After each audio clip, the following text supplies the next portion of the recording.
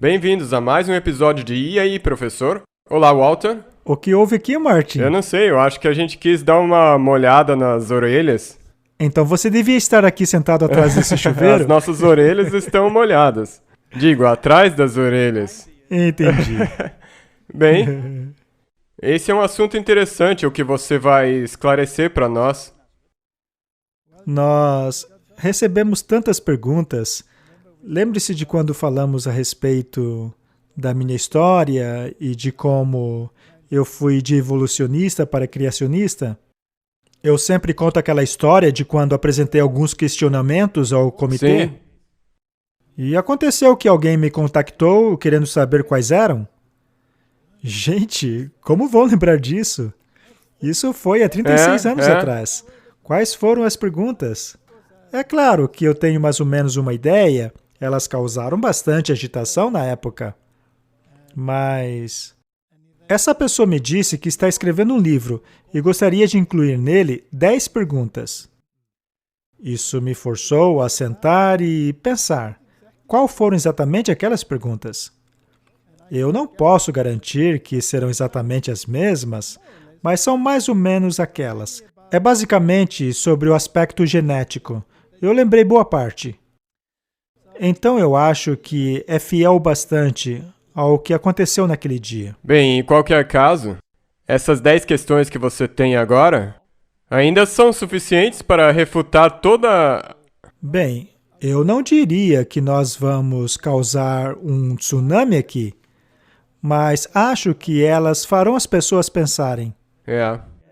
O objetivo é esse, não é? Eu acho que é importante, porque, sabe de uma coisa? Onde é que começa? Se a narrativa da criação for tirada de cena, então para que querer estudar o resto da Bíblia? O resto seria obsoleto. Nós continuamente dizemos que as 3 mensagens angélicas têm que ser proclamadas. E uma das primeiras coisas na mensagem dos 3 anjos é a adoração ao Deus Criador. Exatamente, isso é importante. Então vamos pedir a Deus que nos guie. Vamos orar. Nosso Pai Celeste, nós te agradecemos pela oportunidade de poder conversar sobre essa sua maravilhosa criação. Nós pedimos que tu ilumine nossas mentes, ilumine nossas palavras e a todos que estão nos assistindo e nos ouvindo. Em nome de Jesus, amém. O argumento que aparece o tempo todo nesses dias é o de que temos que seguir a ciência. Sim. E o que diz a ciência? Bom, você sabe todos esses nomes, todas essas coisas vêm à mente. Bem, temos que seguir a ciência. Então as igrejas pulam nesse barco e dizem, temos que seguir a ciência. Isso é triste, até as igrejas. Então, na verdade, eles estão colocando a ciência acima de Deus. Porque às vezes, ou muitas vezes, Deus diz uma coisa e a ciência diz outra.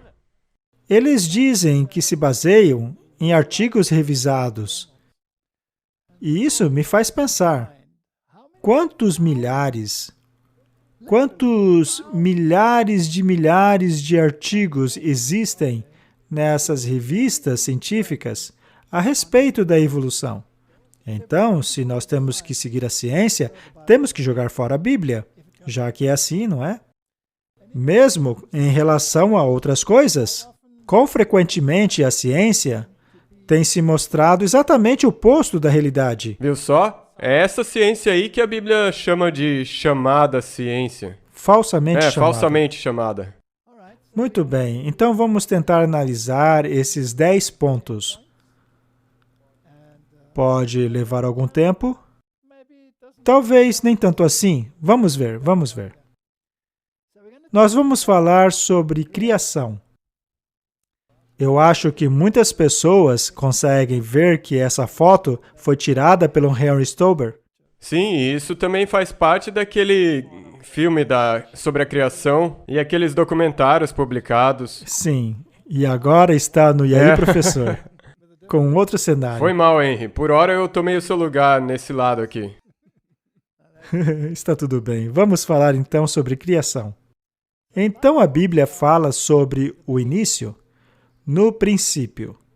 E você sabe, Martin, que esse é o X da questão.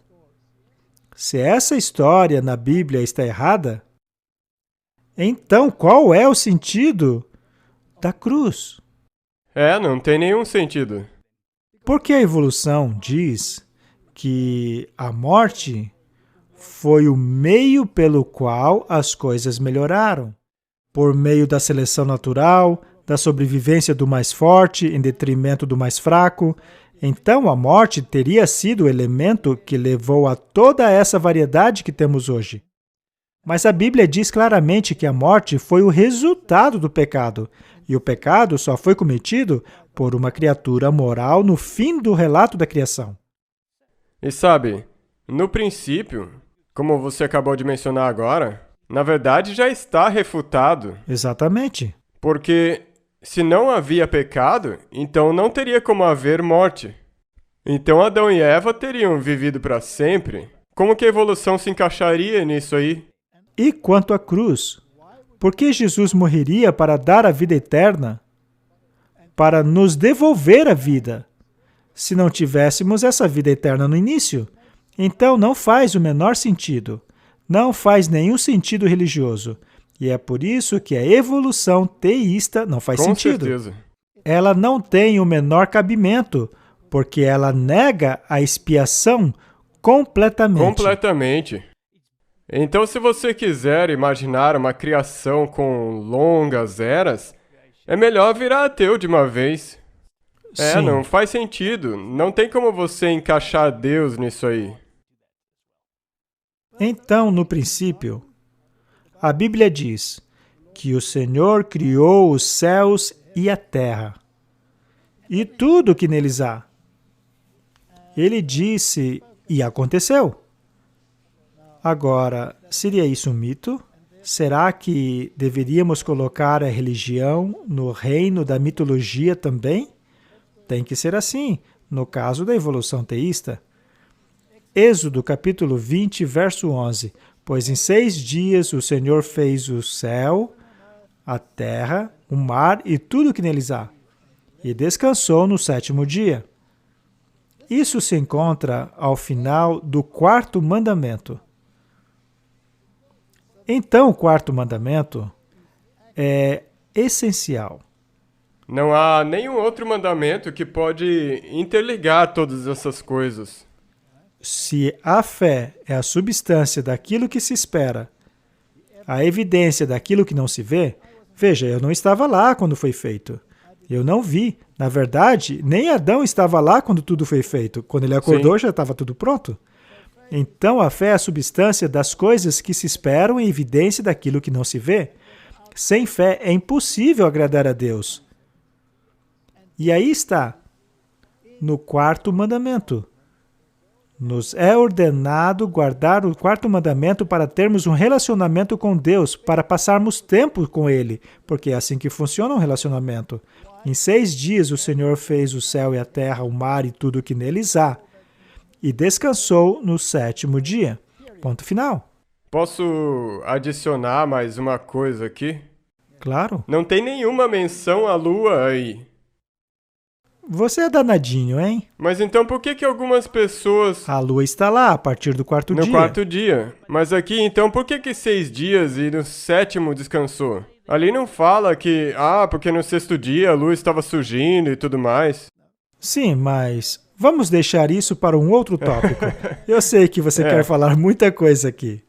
Mas a primeira semana foi a semana que Deus estabeleceu como modelo para todas as consequentes semanas. Exato. Ponto final. Ela nunca mudou desde a criação. Correto.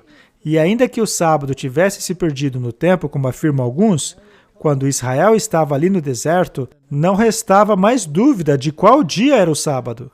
Pois Exatamente. Em 6 dias o maná caía, mas no 7º dia ele não caía. No 6º dia o maná caía em dobro. E, aliás, isso aí também não ficava sujeito à lua. Do contrário, seria um cenário assustador. Viu só? É isso que eu quero dizer. Faz lógica se você apenas ler. Correto. Mas ainda que o sábado tivesse se perdido, ele foi reintegrado ali na tumba. Pois os judeus descansavam no sábado, no 7º dia, E a Bíblia diz que no primeiro dia da semana, eles levaram especiarias a fim de balsamar o corpo de Cristo. Mas ele havia ressuscitado. O calendário juliano já estava estabelecido naquela época. Isso foi alterado no calendário gregoriano. Afinal, os Césares gostam de colocar o seu nome em tudo, não é? E o César de hoje é o Papa, então ele queria ter o nome dele ali no calendário. Então os jesuítas fizeram uma alteração nos dias, mas eles não mudaram os ciclos da semana.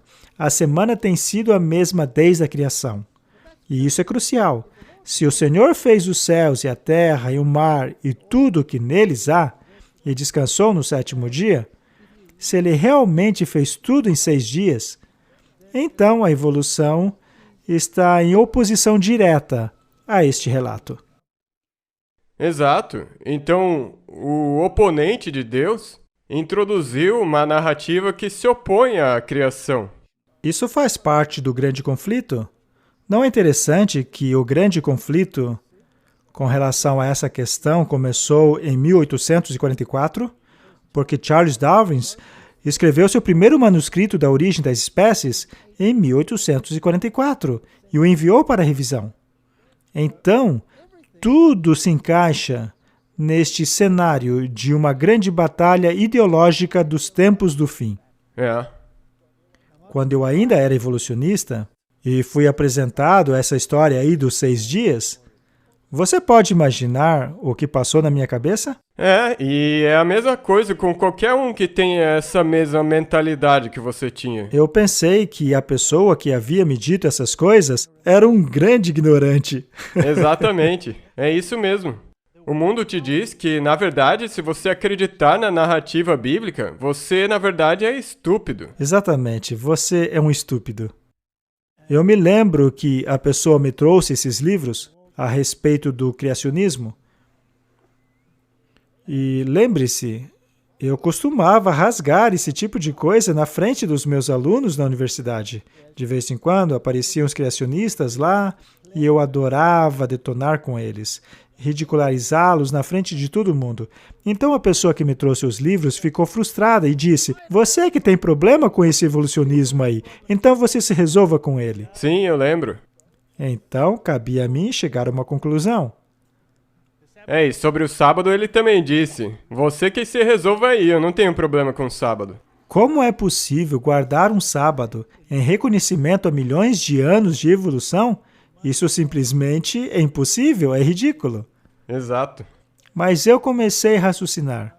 Eu não vou contar a minha história aqui, eu já falei tantas vezes, mas nós veremos o que aconteceu naquele dia. Quando eu, pela primeira vez, comecei a manifestar algumas dúvidas diante dos meus colegas da universidade, professores, alunos graduados, a nata do pensamento evolucionista naquela universidade. E o resultado foi um grande pandemônio. Eu vi um tamanho ódio que você nem imagina.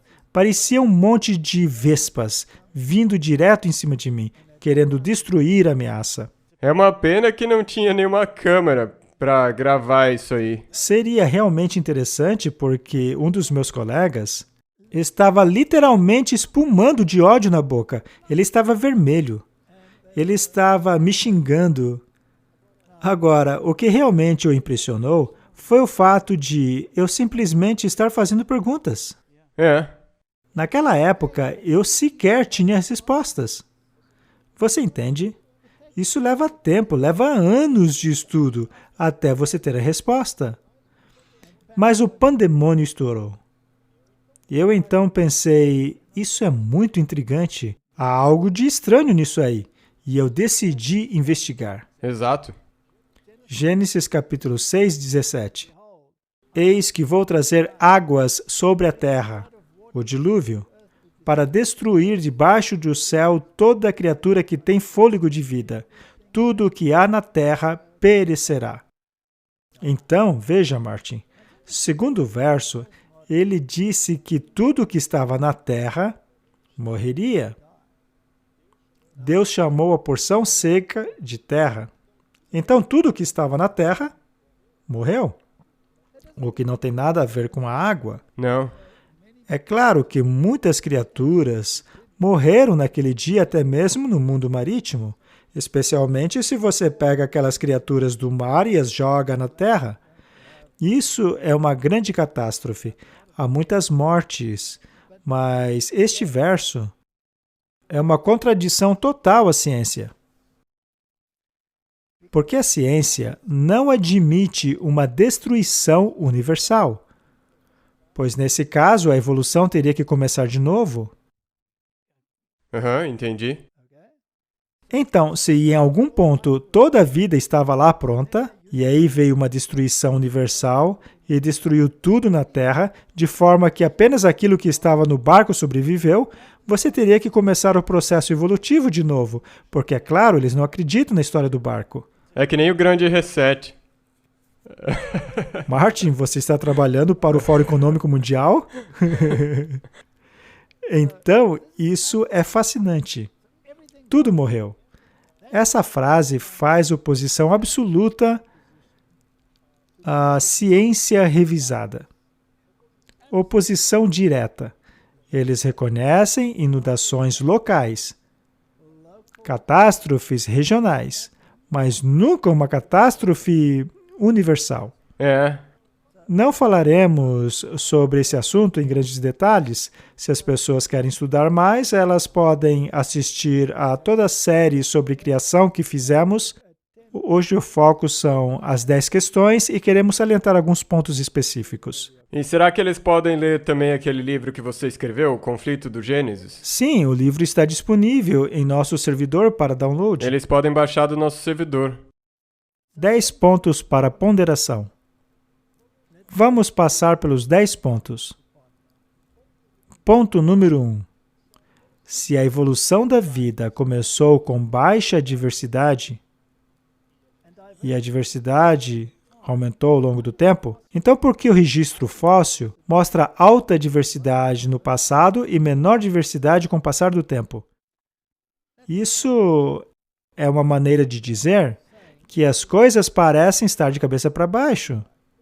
Muito bem. Por que a evolução da vida começaria com baixa diversidade? Bem, porque se a evolução é um fato, e em algum lugar, por muita sorte, a vida evoluiu, isso teria acontecido em um lugar específico. Sim, exatamente. E a partir dali, após milhões de anos, a diversidade foi aumentando. É claro, se o cenário comporta água. Então é fundamental que tenha se começado com pouca diversidade e ela foi aumentando com o tempo. E por que isso? Porque hoje temos muita diversidade. Então teríamos vindo de uma coisinha para várias outras. Ora, isso deveria estar no registro fóssil? Porque essa é a teoria. É isso que a evolução diz que teria que ter acontecido. O problema é que vemos o oposto disso. O registro fóssil mostra uma enorme diversidade no passado e uma menor diversidade hoje. Isso é o oposto daquilo que deveríamos esperar. E por quê? Por que isso? Porque a diversidade é muito maior no passado do que hoje. Por exemplo, uma categoria inteira de animais, por exemplo, a dos répteis com características de mamíferos, uma categoria enorme de animais desapareceu. Só está ali no registro fóssil. E isso é muito interessante. Eu não vou entrar em detalhes para não polemizar. Mas se você pegar os vertebrados hoje, aí você tem os vertebrados marinhos, você tem os peixes, e depois vieram os híbridos, que eles chamam de anfíbios, depois os répteis e depois os mamíferos. E tem essa categoria de répteis com características de mamíferos, mas eles deixaram de existir. Então, naturalmente, cada categoria tem uma grande diversidade que não existe hoje. Então, essa diversidade tem diminuído. Assim, a pergunta é: por que a sequência está invertida? A próxima pergunta é: se a evolução da necessidade deveria progredir de criaturas pequenas para criaturas grandes ao longo do tempo, por que o registro fóssil mostra o contrário? Não é interessante? Sim, é claro. Muito bem. Existia um cientista cujo nome era Carroll. E ele basicamente criou a lei de Carroll, Aham. que diz que a evolução sempre progride do pequeno para o grande. Aham. Naturalmente, se você tem a chance de desenvolver a vida em uma pequena poça de lama, essa criatura seria unicelular, pequena. Não se espera que dentro de uma poça de lama surja um elefante. Exato. É muito grande. Então, você vai do pequeno, do unicelular, para o multicelular, e aí para a criaturas com diferentes camadas em seus corpos, e eventualmente você chega ao que existe hoje. Isso faz sentido de acordo com a lógica deles. Então, originalmente tinha uma célula, depois uma bola de célula, e houve uma profusão nela, que eventualmente se tornou um intestino que ficava por dentro da criatura, depois desenvolveu-se uma espinha e os vertebrados. E isso levou milhões e milhões de anos, até que finalmente surgiu essa pequena criatura do tamanho do Mickey. Talvez com os sapatinhos rosa também, quem sabe? E então essa criatura se desenvolveu maior e maior até chegar nos animais de hoje. Então, o porquê disso? Por que é que não vemos no registro fóssil, nas camadas mais antigas, apenas criaturas pequenas, caminhando para criaturas grandes? Por que não? Por que é que nas camadas mais antigas do registro fóssil, tudo era gigante em comparação a hoje? Na verdade, o que vemos é uma progressão para o tamanho menor. Por que isso? É mesmo, não é evolução. Como você sempre diz, é desevolução. É involução. Muito bem. Tem um site no qual um artista tentou capturar isso de uma maneira realista. De acordo, é claro, com o que a ciência diz, apenas para mostrar o tamanho da diferença. A página está aqui embaixo, é boardpanda.com, e vemos lá 37 comparações de tamanho de animais ancestrais pré-históricos e seus parentes modernos correspondentes. É uma entrevista por Roman Nuchitel, e eu peguei algumas das imagens do site deles, apenas para fins educacionais, apenas para mostrar o que a ciência diz a respeito dessa diferença de tamanhos. É claro, eu não vou mostrar todos, apenas alguns. Vamos dar uma olhada. Veja a comparação de uma preguiça. Veja o tamanho da preguiça pré-histórica, gigante. Logo aqui embaixo, essa coisa pequenininha é a preguiça atual. Ela é muito menor? Um pouquinho. Ela é muito menor. Quando você encontra um fóssil de uma preguiça gigante, você fica surpreso, você se pergunta, que mundo era esse? E você pode pegar qualquer coisa, veja o mundo do inseto, por exemplo. As libélulas tinham asas gigantes. Se entrassem aqui, elas não passariam aqui no meio. Eu prefiro nem saber o tamanho que as aranhas tinham. As baratas eram desse tamanho. Nem me fale das aranhas, porque... As aranhas te achariam um belo petisco, Martin. Muito bem. Esse meu amigo aqui tem aracnofobia. Só um pouquinho.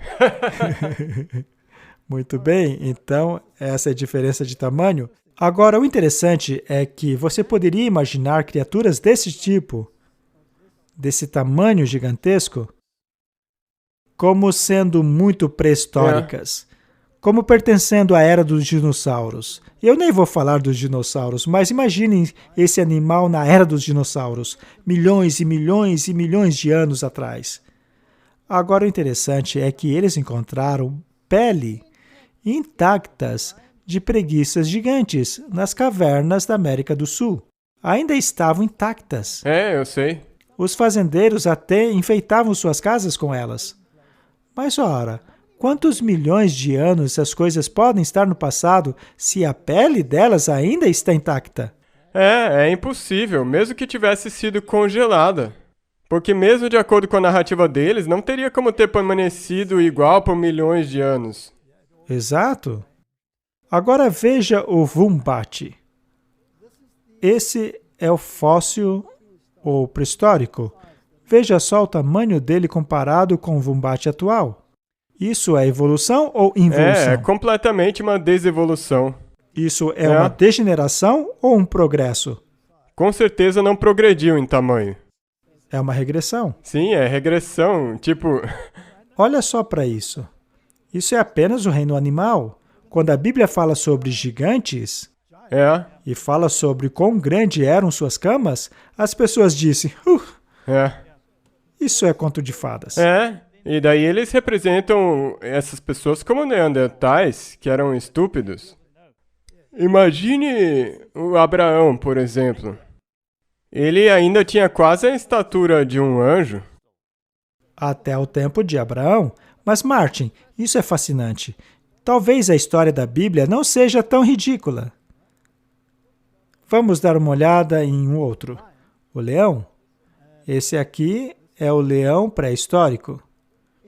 O dobro do tamanho do atual. O dobro. Se você visse um leão desse tamanho, você iria ficar apavorado.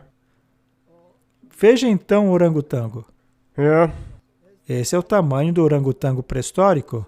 Se você visse um desse, você não diria que é gigante? Sim. Comparado ao atual? Sim. Você diria que é um gigante. Então, não apenas o mundo animal deteriorou, mas a humanidade deteriorou. Com certeza. E eu só queria fazer uma pergunta. Você disse mais cedo que não ia mencionar nada sobre dinossauros, mas eu só queria saber, os dinossauros, eles se classificam como que tipo de animais? Répteis. Ok, e esses mamíferos parecidos com répteis? Quando você pega um crânio de um mamífero e o compara ao crânio de um réptil, os buracos aqui na lateral, eu estou usando uma terminologia simples. Eles são diferentes. Okay. Agora, aqueles répteis tinham características de mamíferos. Hoje, você simplesmente não tem isso. Você ou tem um ou outro. E essas eram criaturas enormes, comparadas aos dinossauros. Ainda assim, também tinham características comparáveis a mamíferos. Então, é um tipo de mistura. Bem, eu não queria realmente tocar nesse assunto, mas quando o espírito de profecia fala a respeito das espécies confusas, sim. Eu posso imaginar que aquilo foi um tipo de amalgamação. Talvez naquela época tenha existido um método, o qual desconhecemos nos dias de hoje, que tornava possível essa amalgamação entre várias criaturas. Nós temos visto isso acontecer hoje em dia. Sim, hoje em dia estão fazendo essas coisas pelo mundo afora. Mas voltemos à diferença em tamanho das criaturas. Aqui temos uma capivara moderna. Ela é um roedor. Ela é mais ou menos desse tamanho, Martin. E ali, você tem o correspondente pré-histórico. Parece do tamanho de um hipopótamo. Sim, sim. Veja que houve um declínio muito acentuado de tamanho. E o que dizer do tatu? Veja a diferença gigantesca. E sabe de uma coisa? Eu estava pensando aqui que, obviamente, a vegetação também tinha que ser maior. Tudo era maior, as árvores eram maiores. É por isso que temos essas reservas gigantescas de carvão. Nós temos todos esses recursos de hoje. Chamamos isso de combustíveis fósseis. Haviam florestas gigantescas. Enormes quantidades de animais. Sabe, recentemente, aqui na África do Sul, nós tivemos uma maré vermelha e milhares de toneladas de lagostas apareceram na costa. Milhares e milhares de toneladas. Isso em um mundo degenerado. Imagine só num mundo não degenerado. Se os oceanos daquela época não fossem profundos como são agora, então eles teriam se reproduzido por toda a área. E muito da água que temos hoje estava debaixo da manta subterrânea de água. Então tudo isso mudou. Quer dizer que toda a área era produtiva. Deveria existir uma quantidade enorme de material orgânico e um material inexaurível praticamente, que aliás utilizamos hoje como combustível fóssil. Exato. E é por isso que tem todas essas reservas gigantes de petróleo no fundo do mar. Exatamente, mas esse é um assunto diferente. Então veja como essas comparações são muito interessantes. Temos aqui um cavalo moderno comparado a um cavalo pré-histórico. Um tubarão branco moderno comparado com um tubarão fóssil. Veja só o grande tubarão branco. Parece um brinquedo perto do antigo. É, o Megalodon. Sim. Então isso nos revela que algo drástico mudou. Martin, isso aí está alinhado com a teoria da evolução ou alinhado com a Bíblia? 100% de acordo com a Bíblia. Se a evolução fosse verdade, hoje a gente teria animais maiores ainda. Sim, seria o contrário. Muito bem, veja só o bisão. Todos ficam impressionados com o tamanho do bisão hoje em dia, mas veja só o tamanho dele comparado com o antigo, o pré-histórico. Ou veja o crocodilo. Veja o tamanho do crocodilo adulto comparado com o crocodilo daquela época, com aquele encontrado no registro fóssil. Uma característica dos répteis, Martin, é que eles continuam a crescer através de toda a sua vida. Os mamíferos parecem que têm um ponto em que eles param de crescer. Eles crescem até esse ponto e param. Mas os répteis continuam a crescer. Bom. Então, se você tem um dinossauro que sai de um ovo desse tamanho, significa que ele saiu de um ovo do tamanho de uma galinha. Agora, esse dinossauro do tamanho de uma galinha começa a crescer ao longo dos anos e não para de crescer. Agora, pegue esse crocodilo aqui, encontrado no registro fóssil. Por que ele é tão grande? Primeiramente, porque o ambiente daquela época era perfeito. Sim. Provavelmente ele tinha uma dieta diferente também, baseada em plantas. Eu recomendo às pessoas assistirem a minha palestra Da Criação à Restauração. As pessoas podem procurar no link.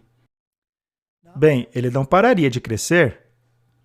E se as condições fossem as mesmas, ele provavelmente estaria muito maior do que o de hoje. E os dinossauros, naturalmente, continuariam a crescer até não caber mais nessa sala.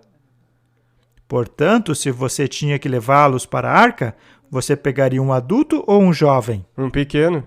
Não haveria problema. Então isso torna mais fácil de entender que a narrativa da arca, ela é verdade. Existem muitos sites falando sobre a arca e como os animais entraram nela. O site Answers in Genesis tem coisas muito boas lá. Vale a pena dar uma olhada. Veja por si próprio. Bem, a evolução diz que os dinossauros, os répteis, se tornaram aves. Quanto de verdade que tem nisso? Bem, esse debate é fascinante. Eles baseiam isso em alguns registros fósseis, onde você encontra impressões de supostas penas. Mas muitos cientistas de alto calibre, como os curadores do Instituto Smithsonian, por exemplo, ridicularizam essa ideia, dizendo que não há evidências de que os pássaros tenham evoluído dos dinossauros. Toda a estrutura deles é diferente. A cauda de um dinossauro, por exemplo, é uma estrutura massiva. Ela não existe em um pássaro. Sem falar da estrutura óssea, que é completamente diferente, pois a estrutura óssea de um pássaro é leve, contém cavidades dentro, e ainda assim é muito resistente. Leve. É bem leve. Toda a fisiologia é diferente. Os répteis têm pulmões do tipo saco, como o nosso, enquanto os pássaros têm um pulmão de outro tipo. O pulmão do pássaro é projetado para absorver oxigênio na entrada e na saída. Existe uma interação entre o sangue e o fluxo de ar, e é por isso que os pássaros podem voar em altitudes tão grandes. Nós precisamos utilizar tanques de oxigênio no topo do Everest. Enquanto isso, os patos iam voar quen por cima da sua cabeça. E você se pergunta como eles fazem isso? É porque o sistema deles é eficiente? Então, a fisiologia, a anatomia dos dois grupos é diferente. A estrutura do pé é diferente. Como um poderia ter evoluído a partir do outro? Isso é muito improvável. Ok, mas há algumas perguntas que as pessoas têm. Os dinossauros, quando que foi que eles viveram? Bem, eles foram extintos. Existem mitologias de seres humanos coexistindo com dinossauros. Pegue as pedras Incas, por exemplo. Existem desenhos naquelas pedras, lá da América do Sul, na qual você tem humanos e dinossauros juntos. Existem histórias de dinossauros nas selvas africanas. Se você mostrar algumas tribos indígenas lá da África o desenho de um urso, por exemplo, eles não sabem o que é aquilo. Mas se você mostrar uma figura de um dinossauro, eles sabem. E o que dizer sobre o mito dos dragões? Se você ler alguns desses mitos, alguns deles são puramente relatos históricos do que aconteceu. Eles descrevem dinossauros. Então, os dinossauros existiram. Seus restos podem ser encontrados hoje, em algumas áreas. Eles provavelmente foram extintos através da caça. Por exemplo, pegue o leão. Se você estudar os afrescos assírios, você verá figuras de caça a leões e as pessoas dizem, ora, não há leões aqui? Só porque hoje não tem. Porque não há leões lá hoje e porque eles foram extintos. Bem, se você for ver o rinoceronte negro na África ficou muito perto de ser extinto completamente.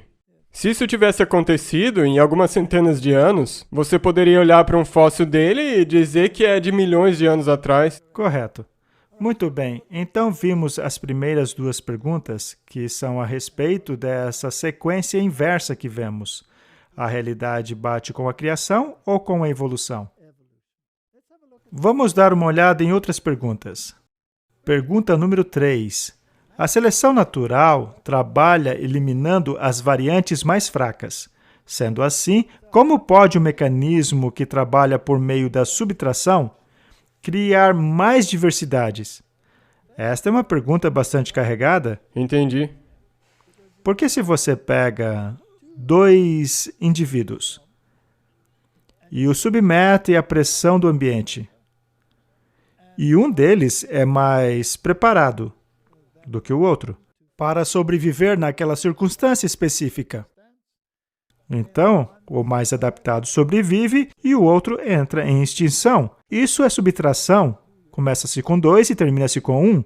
Ora, como um mecanismo que trabalha com subtração resultaria em multiplicação? Exato.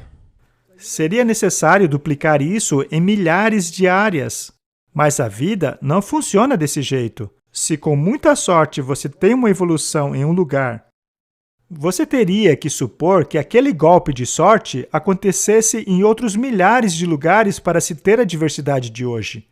Então, este é um ponto muito interessante. Como pode o mecanismo de subtração resultar na multiplicação? Não pode ser uma teoria muito lógica? Vamos voltar a este ponto mais tarde. Outra pergunta que surge é: por que os grandes filos do bioma aparecem todos simultaneamente no registro fóssil, nos registros fósseis mais antigos? Por exemplo, o da explosão cambriana, quando eles, na verdade, deveriam ter evoluído sequencialmente? Pare para pensar. A evolução nos diz que a vida evoluiu e, então, ao longo de milhões de anos, ela se modificou. Bem, um filo é uma enorme categoria de animais. Ok. E existem apenas um número limitado de filos no planeta. E esses filos são divididos em subcategorias. Por exemplo, você pertence aos mamíferos. Você é um mamífero. Mas você pertence ao filo Chordata, que não apenas inclui tudo que tem uma espinha dorsal, como nós, como um peixe que tenha uma espinha dorsal, um réptil, um sapo, todos eles pertencem à Chordata. Mas que também inclui muitos dos organismos marinhos que, na verdade, não têm uma espinha, mas apenas um tipo de corda na parte de trás de seu sistema. Então, todas essas criaturas juntas, sejam elas vertebradas, que é apenas uma subcategoria dos cordados. Então, a chordata é um grupo enorme chamado de filo. Um outro filo é o dos moluscos. Isso inclui todas as lesmas que caminham na terra, todos os caramujos, todos os organismos de concha, todos são moluscos, incluindo as lulas e os polvos. Então, é uma tremenda variedade dentro de apenas um filo. Cada filo é uma quantidade enorme de animais. E aí você tem os animais de esqueleto externo. Eles têm um exoesqueleto ao invés de um endoesqueleto. Isso seria os insetos, os caranguejos, todos esses tipos de animais, etc. Então, essa seria uma outra enorme categoria de animais. Agora, se a evolução está correta, e a vida começou a partir de uma única célula e devoluiu para diferentes organismos, eventualmente você teve uma bola de células e por aí em diante, para ser possível desenvolver diferenças, como aquelas entre os moluscos e os chordatos, entre os artrópodes, ou entre qualquer uma dessas enormes categorias de criaturas, certamente teria levado milhões de anos. Mas e se eu dissesse para você que todas já existiam desde o início? Isso deixaria você chocado? Ora, com certeza eu deixaria chocado. Bem, será que os cientistas sabem disso? Meu amigo, a resposta é sim. Então, esta é uma grande pergunta. Como é possível, caso a evolução seja verdadeira, que todos os filos já apareçam na camada mais antiga de fósseis? E juntos? Sim, juntos. Então não tem. Se eles, por exemplo, disserem, esse fóssil aqui, ele tem 20 milhões de anos, mas naquele mesmo período tem outros tipos de fósseis que podem ser datados mais velhos ainda. Na verdade, o Cambriano seria de 600 milhões de anos. Viu só? Então não faz sentido que tudo... Tem que ter um período de transição. Exato. A outra pergunta é, por que temos que postular um equilíbrio pontuado para explicar a falta de fósseis intermediários, quando o gradualismo é a única explicação plausível para o registro fóssil evolutivo? Tá, deixa eu explicar isso de uma forma mais fácil. Em terminologia para leigos. Exato. Equilíbrio pontuado contra o gradualismo. Gradualismo é basicamente o darwinismo. Darwin postulou que uma espécie evoluiu gradualmente para outra espécie ao longo de um período de tempo. Essa é a única explicação plausível para explicar a evolução. Pequenas mudanças, mutações acumuladas ao longo de longos períodos de tempo. Mas, na verdade, esse gradualismo não acontece no registro fóssil. Não. Porque todos os filos já estão lá desde o início. Simultaneamente. E aí, como explicar? Como sair dessa? Bem, eles inventaram uma coisa chamada equilíbrio pontual. O que seria isso? Naturalmente, deve ter havido um período sem mudanças, com equilíbrio. E, de repente, bum! Uma rápida e repentina mudança. Tão rápido que você não consegue ver as transições do registro fóssil. Ora, por que inventaram isso? Porque eles não têm como explicar como tudo existia de maneira simultânea. E porque não há transições. Transições. Por que não tem um elo perdido? Eles não têm como encontrar. Correto? Então, sabendo que esse é um problema no registro fóssil, os cientistas inventaram esse equilíbrio pontual. Como se fossem pequenos Big Bangs. Correto. Quem inventou isso foi Stephen Jay Gould. Ele idealizou isso para explicar a ausência de fósseis intermediários, para explicar o fato de os filos já estarem lá ao mesmo tempo. Então, Martin, se eles tiveram que idealizar uma explicação dessas, estariam eles, consequentemente, admitindo que o registro fóssil não apresenta o gradualismo de que eles Com precisam? certeza, eles precisam disso. Eu mesmo era um evolucionista. É. E eu era adepto desse equilíbrio pontual. Por Porque quê? você não tinha outro jeito de explicar isso. Eu não tinha escolha.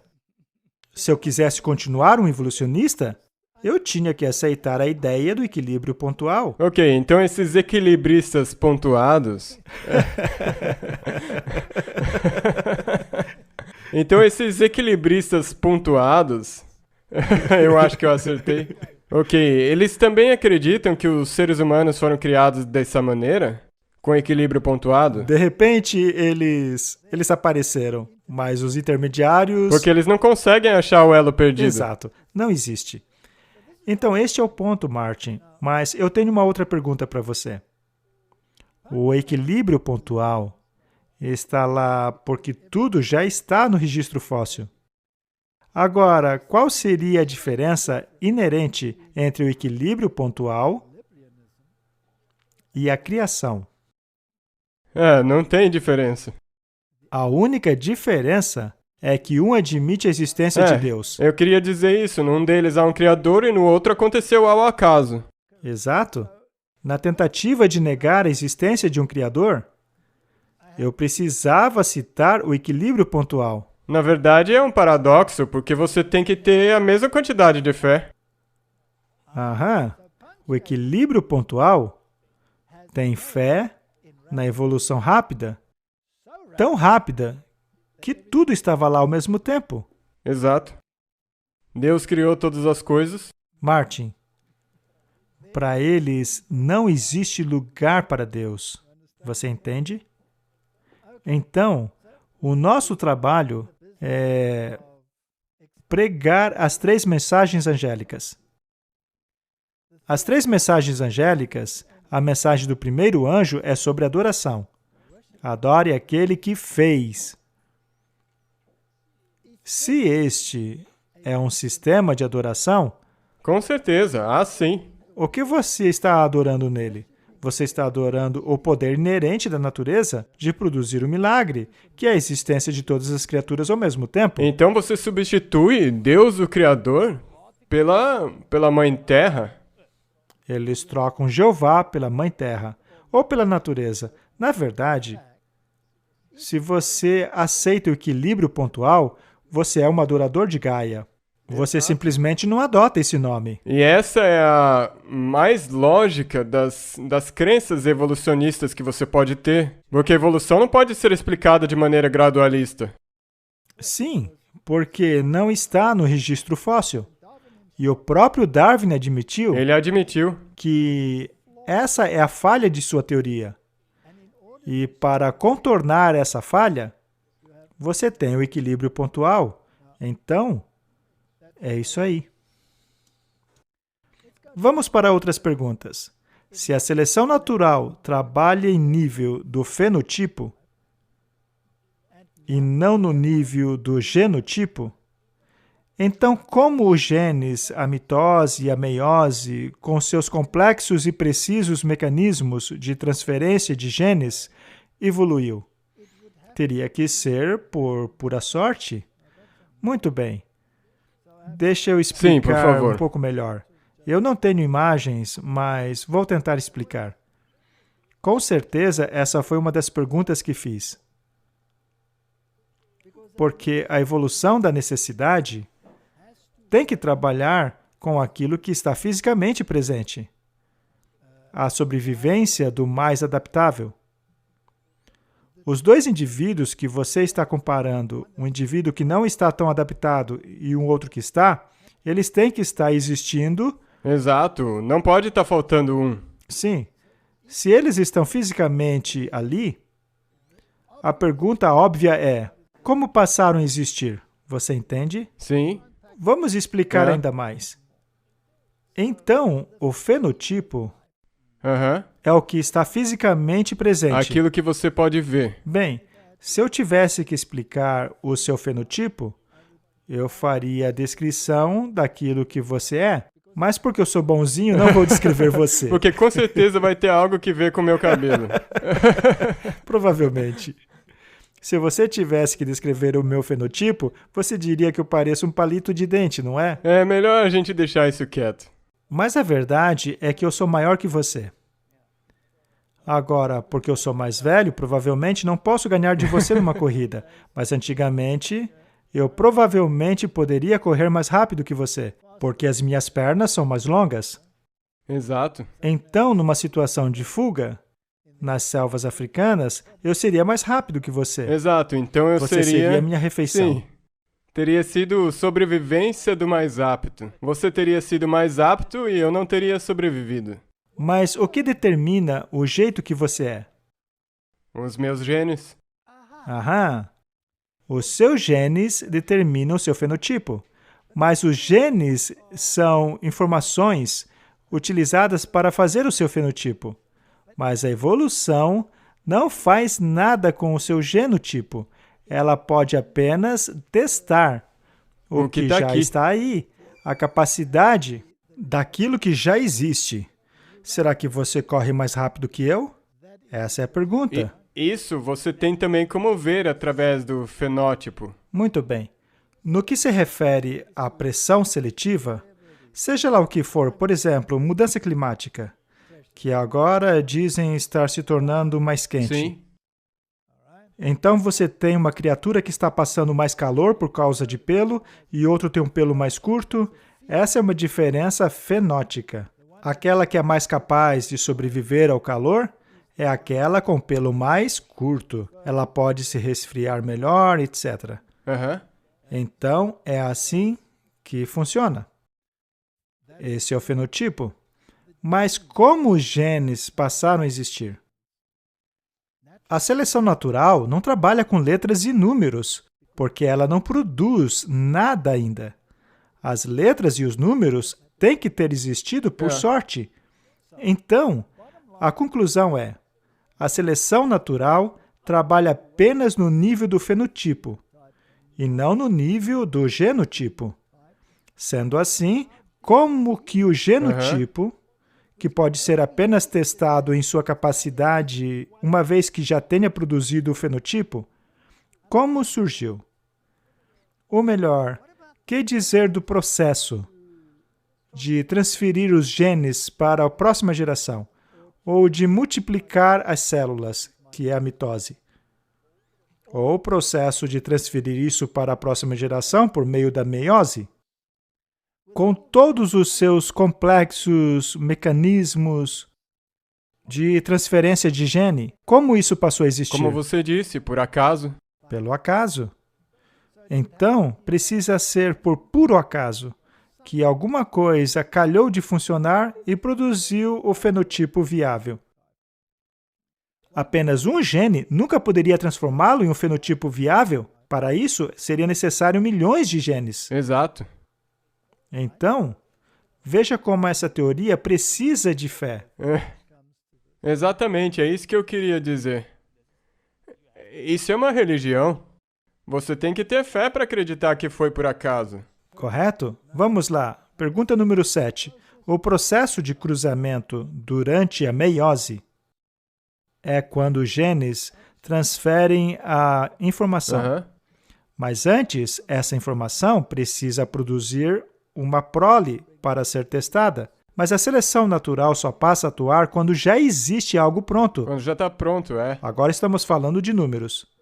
Então, como esse mecanismo extremamente sofisticado, que exige absoluta precisão, como ele passou a existir? Como poderia a seleção natural gerar esse mecanismo se ela opera somente a nível de fenótipo? Segundo eles, pela sorte.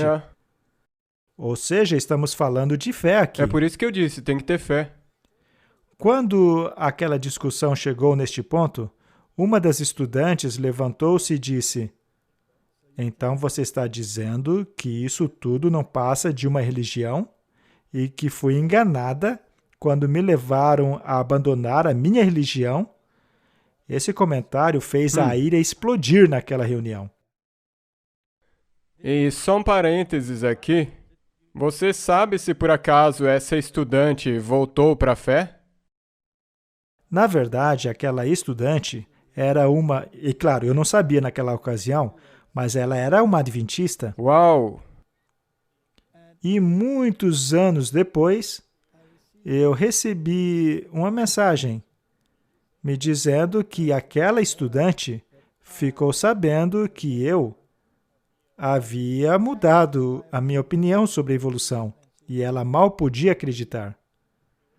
Eu acredito que ela acabou casando com um pastor. Uau! E eu então tive a chance de me desculpar por tudo. Uau! Eu acho que tem pessoas do seu testemunho que, na verdade, apreciariam muito essa resposta. Sim? Pergunta 8.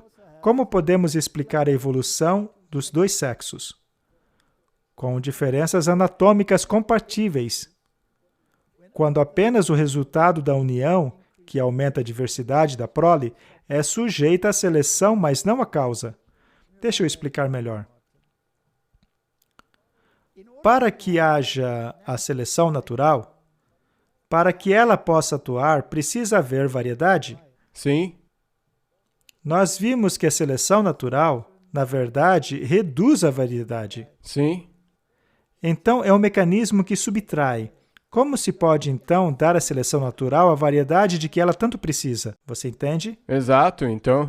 Então, os evolucionistas têm uma explicação.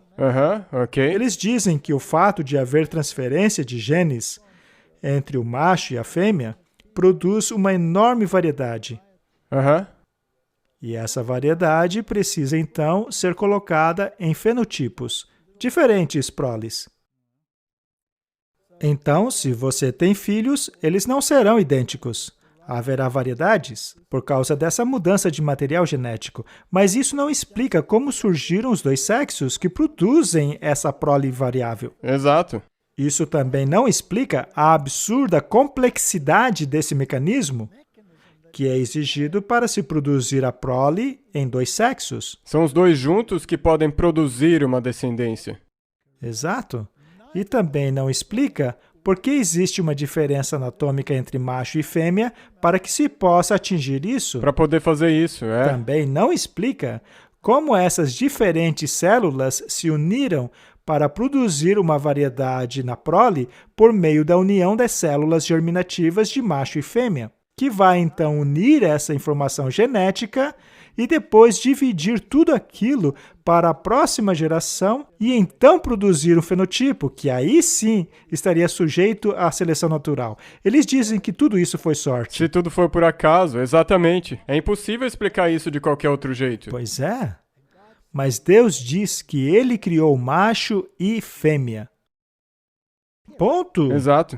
Mas dentro do cenário evolutivo, quem criou o macho e a fêmea? O acaso. Isso não exige fé? É claro, tem que ser, porque você não tem como provar isso. Então, é uma religião. religião. É uma religião. É a única coisa que consegue explicar de onde veio a variedade necessária para alimentar essa besta voraz chamada seleção natural.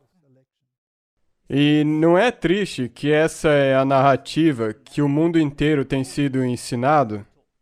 Mas, se você parar para pensar e entender que Deus criou o macho e a fêmea, o que acontece automaticamente com o pensamento da lacração? Exato. Do outro lado, você pode imaginar o que você quer ser. Pois é, mas vamos parar por aí. Não é parte do assunto de hoje.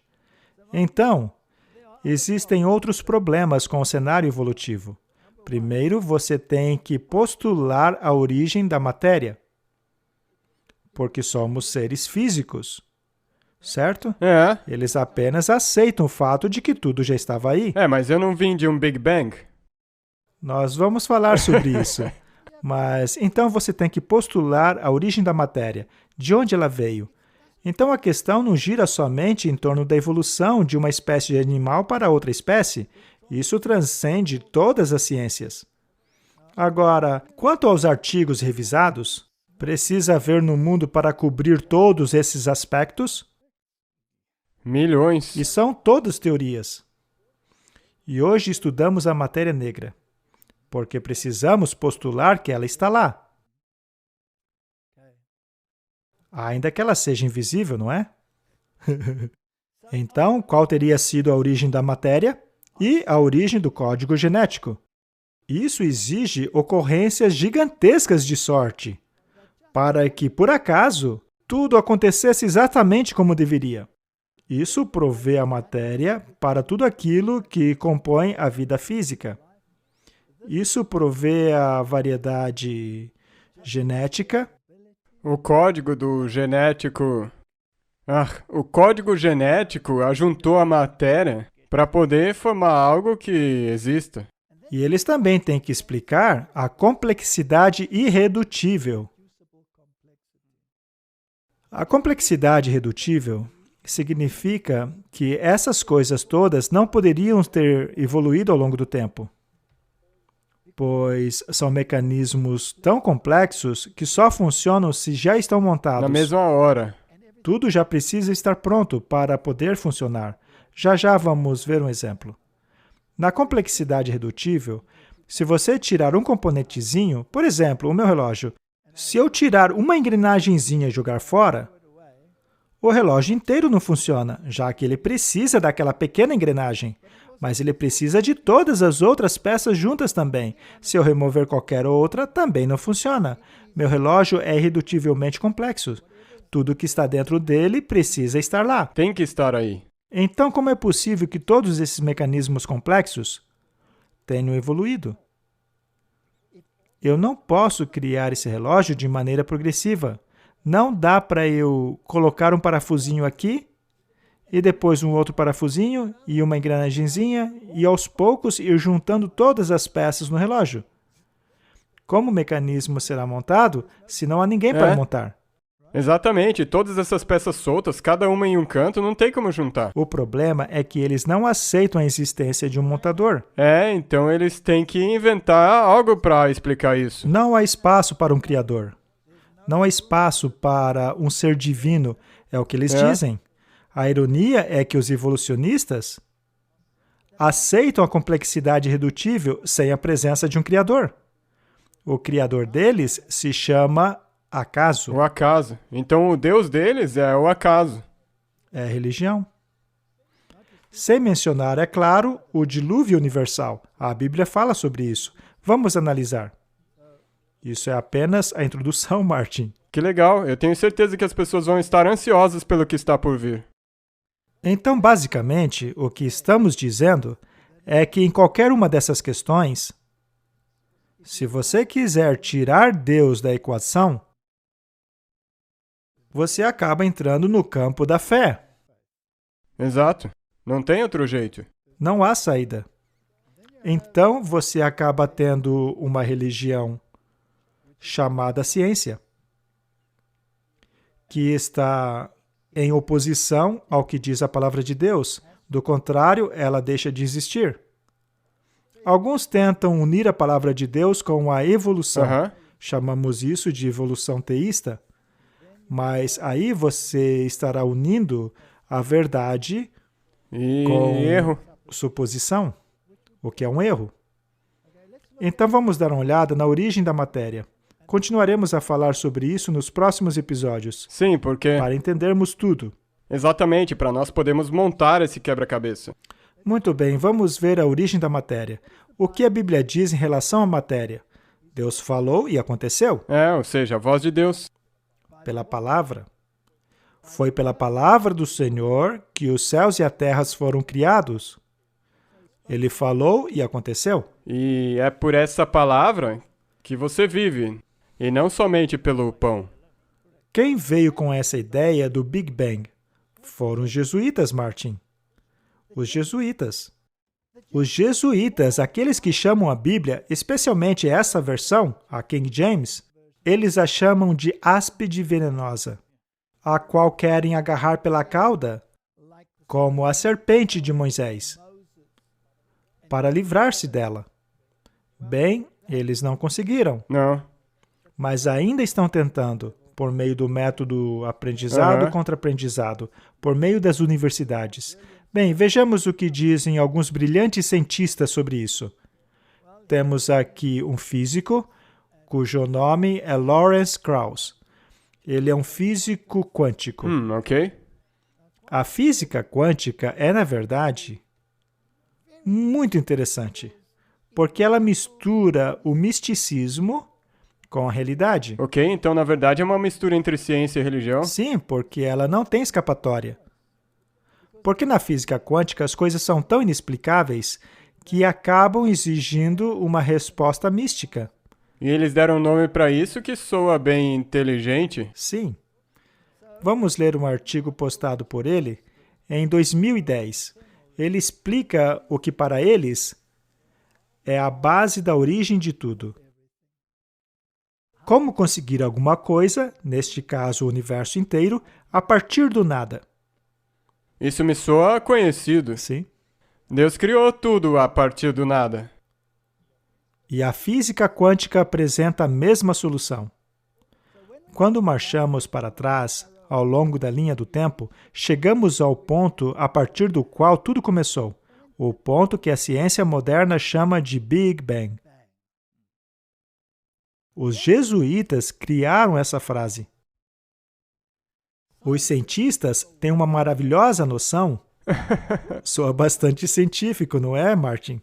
Eu tenho certeza que há milhares de artigos revisados para substanciar o que ele está dizendo. Os cientistas têm uma noção maravilhosa do que aconteceu em um bilionésio de bilionésimo de segundo depois do Big Bang. Mas isso levanta a questão: o que havia antes do Big Bang? Eles têm uma maravilhosa noção do que aconteceu em um milionésimo de bilionésimo de segundo depois do Big Bang. Mas antes dele a gente tem que ter fé. Vamos ver o que ele diz.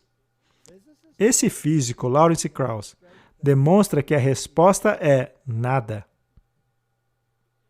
E que debaixo de nossa compreensão atual de física, e contrariando a lógica tradicional, não é apenas provável que tenhamos algo a partir do nada, mas é absolutamente inevitável. É isso que diz a ciência moderna. Tudo surgiu a partir do nada. E nós temos uma maravilhosa noção do que aconteceu no bilionésimo de segundo após o nada ter explodido. Ou seja, tudo. Tudo que você vê hoje, tudo que estudamos, tudo que explicamos, a teoria da evolução, como acabamos de mostrar, tudo isso nós sabemos como se parece hoje. Mas o que existia antes de tudo existir? Nada. Nada. Eu lhe pergunto, Martin, você é uma pessoa que não é desta área. Você estudou para ser um escriturário? Para categorizar livros, coisas assim. Se você tivesse que categorizar o que aconteceu no bilionésimo de segundo depois que o nada explodiu, o que você concluiria que existia antes do nada explodir? Nada. Nada. Certo? Exatamente. Mas na verdade é que temos tudo hoje. Então a sua categorização só começaria depois que tudo explodiu. A conta disso daí não fecha. Então nada explodiu e criou tudo. Isso não é fé? É claro. De quanta fé você precisa para acreditar que é inevitável que o nada explodiu e criou tudo? Você tem que ter 100% de fé nisso. Muito bem. E o que isso aí exclui? Deus. Deus. Sempre voltamos para o mesmo ponto, toda vez. Isso quer dizer, Martin, que as nebulosas do universo, infestadas de estrelas, vieram do nada. Todo esse nada expandiu-se para tudo. Em uma explosão, tudo expande a partir de um ponto central. É por isso que eles dizem que o universo está se expandindo, porque ele explodiu. E de acordo com eles, em um certo ponto, ele vai retrair por causa do que eles chamam de gravidade. E vai implodir. Correto. Temos aqui um grande problema. As forças da gravidade nunca serão capazes de reunir tudo ao seu ponto original, muito menos colapsar. Então, como temos coisas como as estrelas? Se o nada explodiu, deveríamos ter um monte de nada. Mas, na verdade, elas não têm um nada, elas têm prótons, que é a menor partícula do átomo de hidrogênio. Elas têm prótons e eles não dizem de onde os prótons vieram. Ao quebrá-los, vemos que consistem de quarks. E existem 3 quarks. E eles só podem existir em 3. Se você tira um, se você remove um, repentinamente surge um terceiro novamente. E de onde ele vem? Do nada. O quark separado repentinamente terá outros 2 estrelados a eles. Eles nunca existem sozinhos, eles estão sempre em 3. Então tudo de repente surgiu a existência a partir do nada, porque é necessário que haja alguma coisa. Bem, isso me faz pensar numa outra coisa. Isso aí de que eles só podem existir num grupo de 3. Sim, mas não vamos chegar até aí. Vamos acabar polemizando demais. Você é controverso, Martin. Mas a ideia de que tudo coalesceu em estrelas, eles percebem que não pode ser assim. Porque se você estoura um balão de gás e o gás se dissipa, qual é a probabilidade de esse gás voltar para o balão? 0. Mas eles têm que postular isso. Mas ele também tem que colapsar em si mesmo e criar uma estrela. E tem que haver fusão nuclear dentro da estrela para que, a partir apenas de gases e prótons, eles possam se pressionar e assim fazer todos os átomos necessários para a vida. Mas aí eles têm que sair para o ambiente, então aquela estrela terá que explodir como uma supernova. Para criar todo um outro material necessário para a vida. E uma vez que o necessário para tal tenha acumulado, ele coalesce para, eventualmente, termos o planeta Terra. E aí você precisa ter as condições certas para que a vida evolua dentro desse planeta, porque eles têm que explicar como a explosão do nada resultou em tudo, incluindo você. Não é uma religião? Eu acho que é uma religião pesada. Mas é uma religião. Então, essa teoria do Big Bang... E veja só, isso aí é só para explicar a matéria. Você ainda tem que transformar a matéria, que veio do nada, em algo, para que haja então um processo evolutivo, para que esse crie um filósofo que possa pensar como a explosão do nada criou tudo. E o mundo está cheio de filósofos. Exato. Que chamam isso de ciência. Exato, e o mundo inteiro foi ensinado isso aí. Se eu me lembrar corretamente, eu acho que tem alguém que mencionou que houve um Big Bang, mas foi quando Deus falou. Você está certo. Deus falou e houve um Big Bang. E todas as coisas surgiram, ainda sem forma, mas então Deus as organizou. E apenas o fato de Deus as ter organizado é contrário às leis da termodinâmica, porque a termodinâmica diz que tudo deteriora de um sistema de ordem para desordem. É uma lei constante.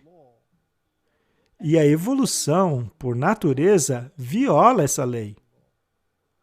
Então, dentro dessa lei, eles criam bolsões de ordem, a fim de contornar essa lei. Martin, este é um assunto bastante profundo. Eu posso ver isso. Podemos continuar falando disso para sempre.